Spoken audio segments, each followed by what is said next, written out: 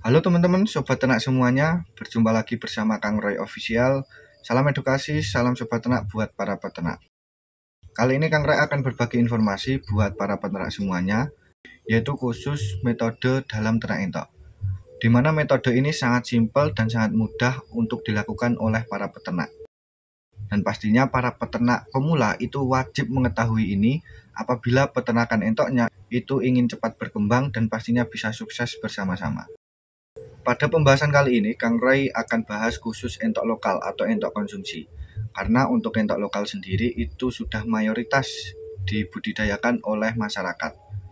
Dan untuk entok lokal atau konsumsi ini itu harganya relatif hampir sama. Untuk perbedaannya itu tidak jauh. Contohnya untuk di Jawa Timur, kalau di Magetan sendiri itu untuk anakan entok lokal harga jualnya usia 0-1 minggu dihargai 8-10 ribu. Dan di wilayah Jawa Tengah dan sekitarnya itu rata-rata biasanya 12-13 ribu. Jadi harganya itu relatif sama dan tidak berbeda jauh lah.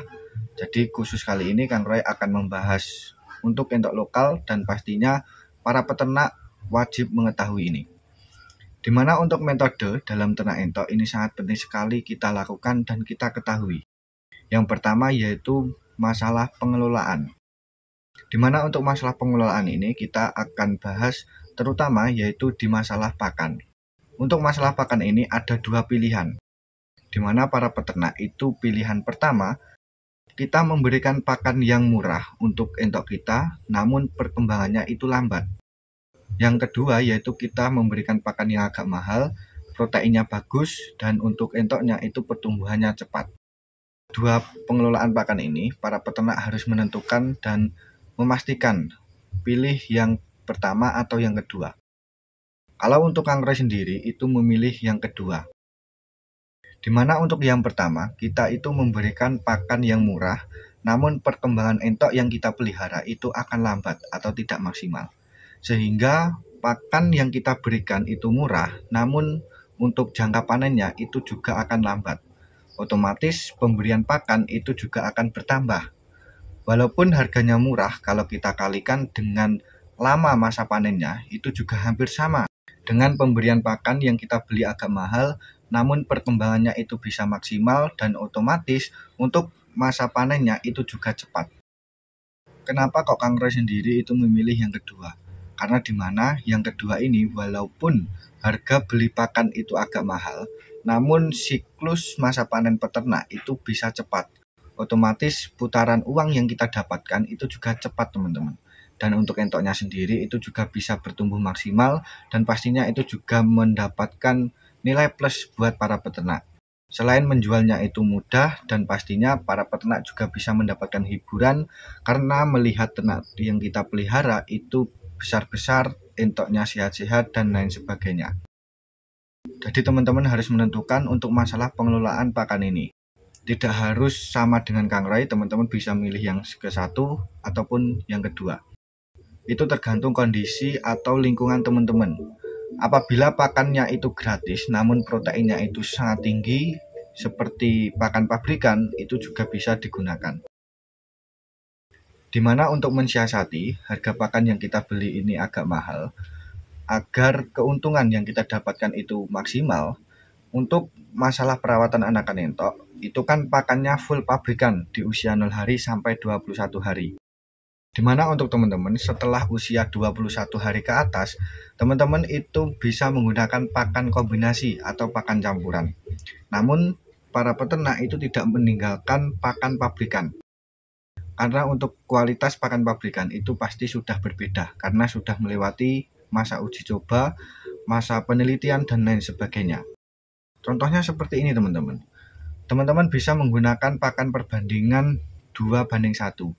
Dua pakan alternatif, yang satunya itu pakan pabrikan. Jadi teman-teman bisa menggunakan pakan seperti bekatul, seperti nasi aking, azula dan lain sebagainya. Dan jangan lupa atau jangan tinggalkan untuk pakan pabrikannya. Untuk mendongkrak atau mendorong pertumbuhan entok itu bisa maksimal. Dan apabila teman-teman itu langsung menggantikannya full pakan alternatif, entoknya akan kaget. Karena sebelumnya pakannya itu full pakan pabrikan. Jadi perlu diperhatikan agar tidak terjadi kesalahan.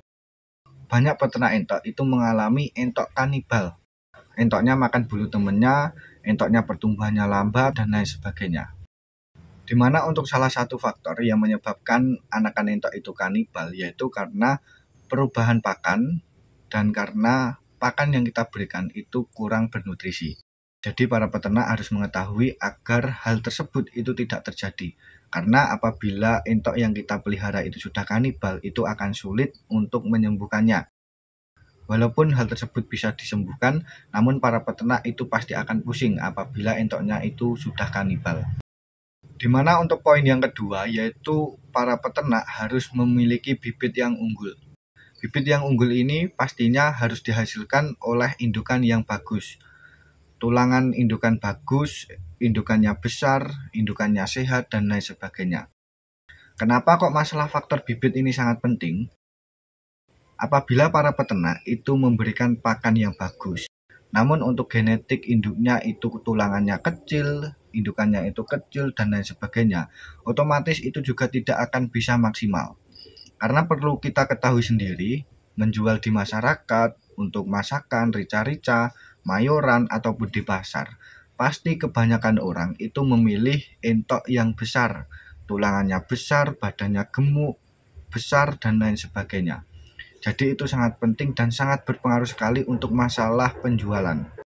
Walaupun untuk masalah harga beli indukan yang posturnya bagus dan baik itu mungkin agak lumayan mahal. Namun para peternak harus mengetahui kalau kita membeli indukan, di mana indukan tersebut yaitu aset panjang, aset jangka panjang bagi para peternak semuanya. Karena untuk indukan entok sendiri itu bisa bertahan bertahun-tahun. Bisa bertahan 3, 5, sampai 8 tahun juga. Tinggal tergantung perawatan para peternak semuanya. Jadi jangan bimbang untuk masalah pembelian harga indukan. Walaupun dibandingkan dengan harga entok yang murah, namun untuk posturnya itu kecil, tulangannya itu juga kecil, dan lain sebagainya, itu lebih baik kalau Kang Roy sarankan itu beli indukan yang bagus, posturnya besar, tulangannya besar, namun harganya itu agak lumayan mahal. Karena untuk masalah pembelian indukan itu penyesalannya sangat panjang teman-teman. Maksudnya seperti apa? Apabila kita membeli indukan itu murah dan hasil bibit yang kita dapatkan itu juga kecil, pertumbuhannya itu lambat, itu nanti akan membuat banyak peternak entok itu kecewa. Karena untuk harga pembelian pur itu juga mahal dan untuk pertumbuhan entoknya itu tidak maksimal. Namun apabila teman-teman itu memiliki bibit yang unggul, kita memberikan pakan yang maksimal, otomatis pertumbuhannya itu juga maksimal. Dan hal tersebut itu akan berpengaruh sekali untuk masalah harga jualnya juga. Dan pastinya para peternak itu bisa cepat panen karena bibit yang didapatkan itu bibit unggul. Pertumbuhannya bisa cepat, posturnya bisa besar karena dihasilkan oleh indukan yang bagus. Jadi untuk masalah indukan itu sangat penting sekali para peternak itu perhatikan. Jangan terlalu banyak mikir karena untuk pembelian indukan itu aset jangka panjang bagi para peternak semuanya. Dimana untuk poin yang ketiga yaitu untuk masalah pencegahan penyakit. Para peternak itu bisa dikatakan sukses apabila ternaknya itu bisa sehat sampai panen. Apabila para peternak itu mengalami kematian yang cukup tinggi, otomatis peternakannya itu tidak sehat. Apabila ternaknya itu banyak yang mati, ternaknya itu banyak yang gagal panen, para peternak itu bisa mengalami kegagalan yang cukup besar. Jadi sangat penting sekali para peternak itu mengetahui bagaimana cara perawatan yang tepat dan akurat. Perawatan yang mudah dan simpel untuk pencegahan penyakit ini. Karena apabila ternak entok kita itu sudah terkena penyakit, otomatis tingkat kematian pada ternak tersebut itu juga cukup besar. Jadi sebelum ternak yang kita pelihara itu terkena penyakit, pastikan para peternak itu sudah melakukan pencegahan agar persentase ternak yang kita pelihara terkena penyakit itu juga rendah. Karena untuk masalah faktor penyakit ini tidak kita prediksi. Bisa datang karena faktor internal dan bisa datang karena faktor eksternal.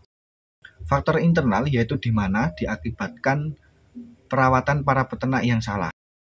Mungkin para peternak itu tidak memberikan vitamin, para peternak tidak memperhatikan masalah kandang, masalah perawatan harian, dan lain sebagainya. Dan untuk faktor eksternal yaitu diakibatkan karena faktor alam, faktor cuaca yang tidak menentu, faktor cuaca yang kadang berubah-ubah, dan lain sebagainya. Jadi itu dia ya teman-teman, dimana metode ternak entok dan pastinya para peternak khusus pemula itu harus tahu agar ternaknya itu bisa cepat berkembang dan pastinya para peternak itu bisa sukses bersama-sama. Apabila teman-teman ada yang ditanyakan, pastikan teman-teman langsung berkomentar agar para peternak semuanya itu bisa mengetahui dan pastinya kita bisa berbagi pengalaman. Terima kasih, salam edukasi, salam sobat ternak buat para peternak semuanya. Wassalamualaikum warahmatullahi wabarakatuh.